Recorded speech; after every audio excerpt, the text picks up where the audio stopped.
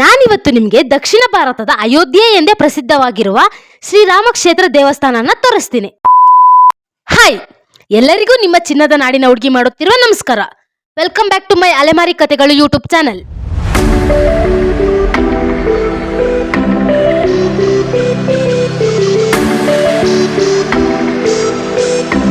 ನಾನು ಧರ್ಮಸ್ಥಳ ವಿಡಿಯೋ ಹಾಕಿದ್ದೀನಿ, ಎಲ್ಲರೂ ನೋಡಿದ್ದೀರಾ ಅಂತ ಅನ್ಕೊಳ್ತೀನಿ. ಆ ಒನ್ ಡೇ ಟ್ರಿಪ್ ಅಲ್ಲಿನೇ ಇನ್ನೂ 2 ಟೆಂಪಲ್ ವಿಸಿಟ್ ಮಾಡಿದ್ದೀನಿ.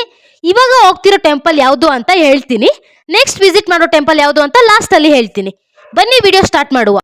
ಅದೇ ಹೇಳಿದ್ದೆ ಅಲ್ವಾ, ಮಂಜುನಾಥನ ದರ್ಶನ ಮುಗಿಸ್ಕೊಂಡು ರಿಟರ್ನ್ ಆರ್ಚ್ ಹತ್ರ ಮತ್ತೆ ಬಂದ್ವಿ ಅಂತ. ಇಲ್ಲೇ ಆರ್ಚ್ ಹತ್ರನೇ ಬಸ್ ಬಂತು, ಬಟ್ ಇದು ಪ್ರೈವೇಟ್ ಬಸ್ ಆಗಿತ್ತು. ಇಲ್ಲಿಂದ ಶ್ರೀರಾಮ ಕ್ಷೇತ್ರಗೆ ಡಿಸ್ಟೆನ್ಸ್ 3.5 ಕಿಲೋಮೀಟರ್ ಇದೆ. 10 ಮಿನಿಟ್ಸ್ ಒಳಗನೆ ರೀಚ್ ಆಗ್ತೀವಿ.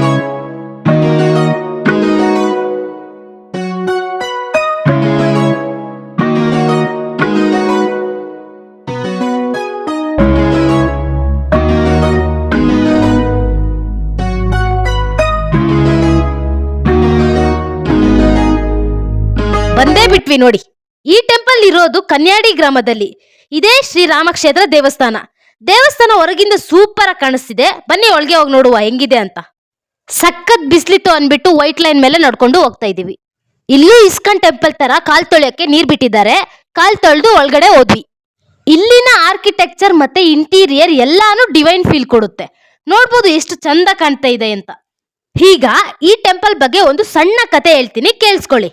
ದಕ್ಷಿಣ ಭಾರತದ ಅಯೋಧ್ಯೆ ಎಂದೇ ಪ್ರಸಿದ್ಧವಾಗಿರುವ ಈ ಕ್ಷೇತ್ರವು ತನ್ನದೇ ಆದ ವಿಶೇಷ ಇತಿಹಾಸ ಮತ್ತು ಪೌರಾಣಿಕ ಮಹತ್ವವನ್ನು ಹೊಂದಿದೆ.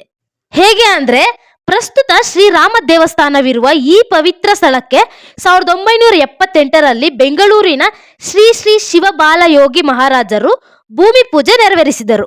ನಂತರ ಶ್ರೀ ಆತ್ಮಾನಂದ ಸ್ವಾಮೀಜಿಗಳ ಮಾರ್ಗದರ್ಶನದಿಂದ ಮತ್ತು ನಿರ್ದೇಶನದ ಮೇರೆಗೆ ದೇವಸ್ಥಾನದ ಭವ್ಯ ನಿರ್ಮಾಣ ಕಾರ್ಯವು ಆರಂಭವಾಯಿತು. 2006ರಲ್ಲಿ ಇದು ಪೂರ್ಣಗೊಂಡಿತು. ಧರ್ಮಸ್ಥಳಕ್ಕೆ ಬರುವ ಭಕ್ತರಿಗೆ ರಾಮನ ಅನುಗ್ರಹ ದೊರೆಯಲೆಂದು ಈ ಸುಂದರ ರಾಮ ಮಂದಿರವನ್ನು ನಿರ್ಮಿಸಿದ್ದಾರೆ. ಮೇಲೆ ಹೋಗ್ತಾನೆ ಮೊದಲು ದರ್ಶನ ಆಗೋದೇ ಗಣಪತಿದು. ಅಲ್ಲಿನ ದರ್ಶನ ಪಡೆದು ನಂತರ ದೇವಾಲಯದ ಮುಖ್ಯ ಗರ್ಭಗುಡಿಯಲ್ಲಿ ಪಟ್ಟಾಭಿಷೇಕದ ಭಂಗಿಯಲ್ಲಿರುವ ಶ್ರೀರಾಮ, ಸೀತಾದೇವಿ, ಲಕ್ಷ್ಮಣ, ಭರತ, ಶತ್ರುಘ್ನ ಹಾಗೂ ಹನುಮಂತರ ವಿಗ್ರಹಗಳಿವೆ. ಅಲ್ಲಿಗೆ ಬಂದು ಆಶೀರ್ವಾದ ಪಡೆದುಕೊಂಡು ಮತ್ತೆ ದೇವಿಗಳ ವಿಗ್ರಹ ಹತ್ರ ಬಂದ್ವಿ. ಇಲ್ಲಿನ ಎಲ್ಲಾ ದೇವರುಗಳನ್ನ ಮಾರ್ಬಲ್ ಯೂಸ್ ಮಾಡಿ ಮತ್ತೆ ಗ್ರಾನೈಟ್ ಸ್ಟೋನ್ ಸಹ ಯೂಸ್ ಮಾಡಿದ್ದಾರೆ.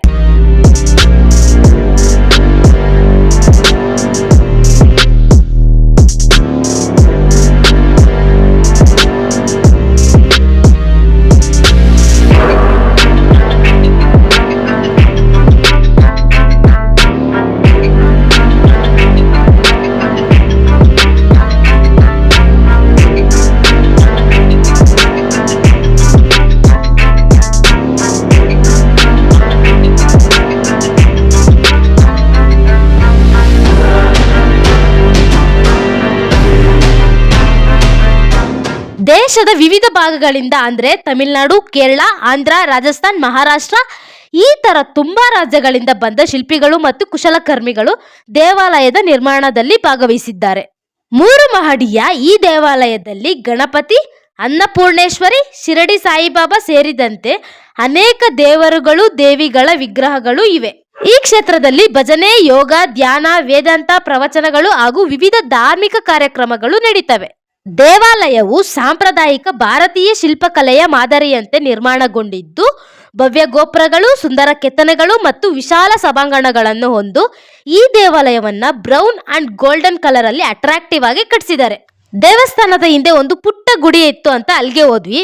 ಹಿಂದೆಯಿಂದ ದೇವಸ್ಥಾನ ನೋಡಕ್ಕೆ ಈ ರೀತಿ ಕಾಣಿಸ್ತಿತ್ತು. ಮತ್ತೆ ಅಲ್ಲೇ ಗ್ರಹಗಳ ವಿಗ್ರಹಗಳು ಇತ್ತು, ಅಲ್ಲಿಗೆ ಹೋದ್ವಿ. ಇದನ್ನ ನವಗ್ರಹವನ ಅಂತ ಸಹ ಕರೀತಾರೆ.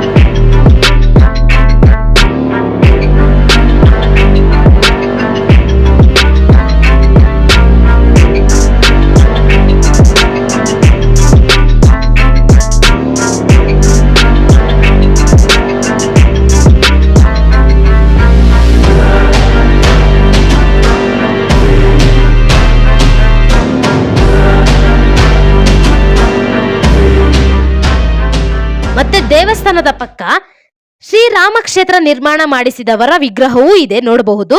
ಮತ್ತೆ ಹೊರಗೆ ಹೋಗಿ ಒಂದು ಐಸ್ ಕ್ರೀಮ್ ತಿಂದು ರಿಟರ್ನ್ ಧರ್ಮಸ್ಥಳ ಬಸ್ ಹತ್ತಿದ್ವಿ. ಯಾಕೆ ಅಂದ್ರೆ ನೆಕ್ಸ್ಟ್ ಕುಕ್ಕೆಗೆ ಹೋಗ್ಬೇಕು, ಇಲ್ಲಿಂದ ಬಸ್ ಇಲ್ಲ. ಸೊ ಧರ್ಮಸ್ಥಳ ಬಸ್ ಹತ್ತಿದ್ವಿ. ಧರ್ಮಸ್ಥಳಕ್ಕೆ ಹೋಗಿ ಅಲ್ಲಿಂದ ಕುಕ್ಕೆಗೆ ಬಸ್ ಹತ್ಬೇಕು.